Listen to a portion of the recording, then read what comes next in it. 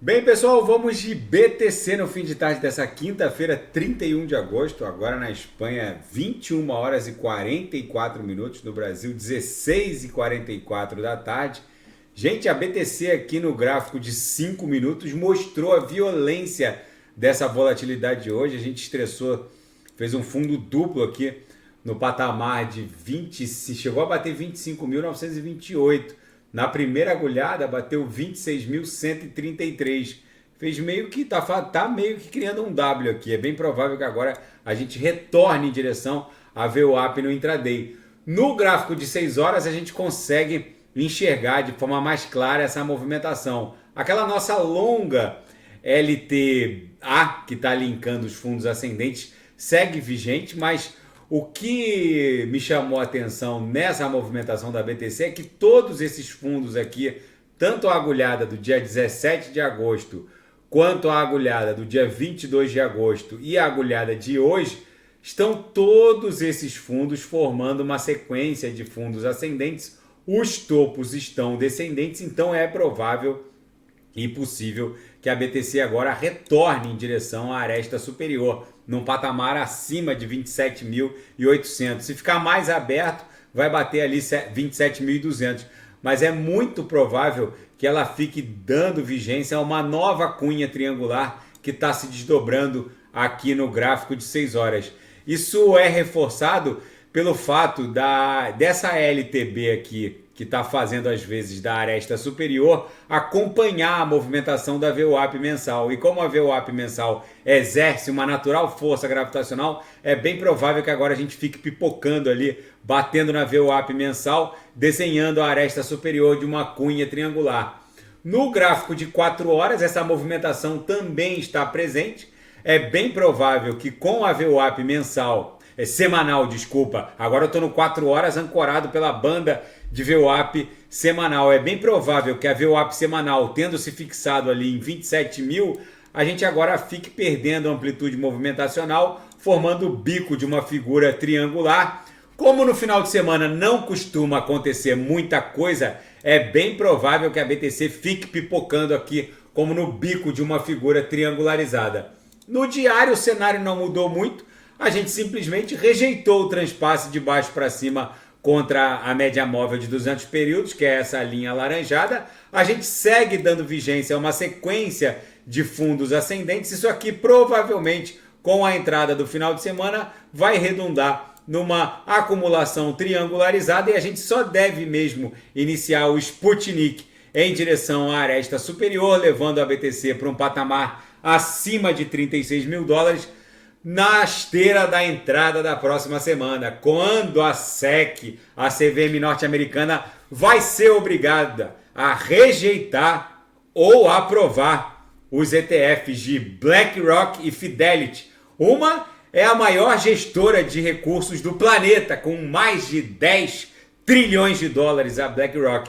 A outra é um dos maiores fundos de previdência do planeta. Então vamos ver como isso vai se desdobrar. Tem tudo para a BTC na próxima semana iniciar uma sequência de morobuzus cuja principal característica é essa aqui, ó, trazer os irmãozinhos.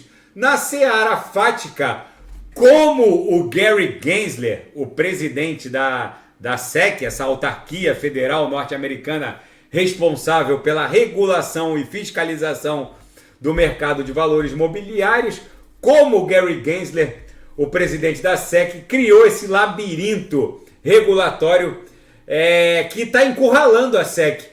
Os tribunais estão dando conta de que a SEC está errada. No caso Ripple versus SEC, onde um tribunal federal norte-americano pontificou que a XRP não é um security, não é um valor mobiliário, a SEC tomou uma puxada de tapete que ficou até tonta, teve que fazer um apelo meio tresloucado, com argumentos absolutamente suicida, se retratando em vários pontos que a própria SEC já tinha pontificado como verdades absolutas, e agora, no caso da Grayscale, a SEC foi praticamente condenada a engolir, a aceitar o ETF da Grayscale. Na verdade, o tribunal determinou que a SEC rejeite todos os argumentos usados, já que foram subjetivos, e praticamente pontificou o deferimento do ETF do mercado spot, convertendo a Grayscale Bitcoin Trust, que foi uma empresa de propósito específico criada para ter a sua abertura de capital aberto na bolsa, justamente porque a SEC proibiu um ETF spot do mercado à vista. O tribunal entendeu que essa decisão da SEC foi abusiva e agora a SEC está numa sinuca de bico que ela mesma criou para si mesma. E os smartphones rodando com sistema operacional baseado na força computacional descentralizada da Ethereum, o ETH-OS, esgotou-se em poucas horas. Esse smartphone, na verdade, é um Google Pixel 7, cujo sistema operacional é o ETH-OS, rodando em força computacional DEX. Vai ter uma série de funcionalidades, vai permitir a interação e a integração com soluções de camada 2 e dimensionamento, vai permitir ferramentas de pagamento via plataformas descentralizadas, mensagens, vai rodar naturalmente dentro do aparelho a Ethereum Virtual Machine e todas as ZKs Virtual Machines que rodem em soluções de camada 2. Enfim, é um novo normal, o aparelho esgotou-se em poucos minutos. E um fundo de previdência de Hong Kong, o Hashkey Capital, está investindo 50 milhões em altcoins de um risco um pouco mais elevado. É um fundo que visava inicialmente BTC, ETH e aquelas altcoins ali do top 4, top 5, mas agora eles entendem que é chegada a hora de colocar mais recursos em altcoins ali do top 20. E na seara geopolítica e finanças internacionais, a situação do Níger se deteriorou muito. A junta militar golpista revogou unilateralmente a imunidade diplomática do embaixador francês e ordenou a sua expulsão em 48 horas sob pena de prisão. O Macron afirmou que o embaixador tem liberdade para decidir a continuar ou não na embaixada, mas o governo francês recomendou que ele saia, já que não vê um cenário de segurança. Mas o Macron disse que não vai aceitar essa revogação unilateral das credenciais diplomáticas do embaixador francês. A França precisa do urânio do Níger. E agora, com essa situação bizarra em que a França está metida, exigindo uma intervenção por parte da comunidade de estados da África Ocidental, e o Vladimir Putin e a China apoiando a junta militar golpista, realmente o mundo parece que vai se encaminhando para um cenário de terceira guerra mundial. E o Xi Jinping confirmou que não vai comparecer na reunião do G20 em Nova Delhi. É um movimento importante, porque desde que o Xi Jinping ascendeu ao poder, ele nunca deixou de participar de um encontro do G20. Ele nitidamente está descredenciando a importância do G20 em favor dos BRICS. Enfim, é o novo normal.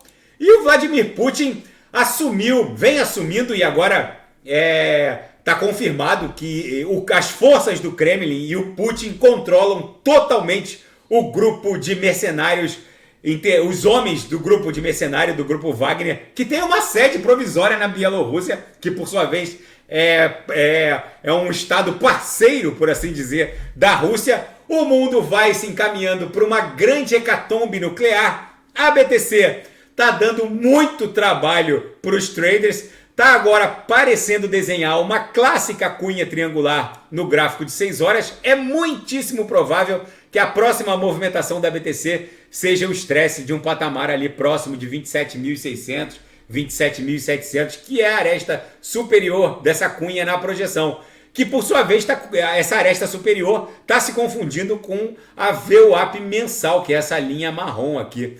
Tá bom, pessoal? Se nada fugir do script, eu volto amanhã para analisar a própria BTC. Fiquem com Deus, e quem quiser sugerir é só colocar nas mensagens abaixo. Grande abraço, até amanhã, fiquem com Deus.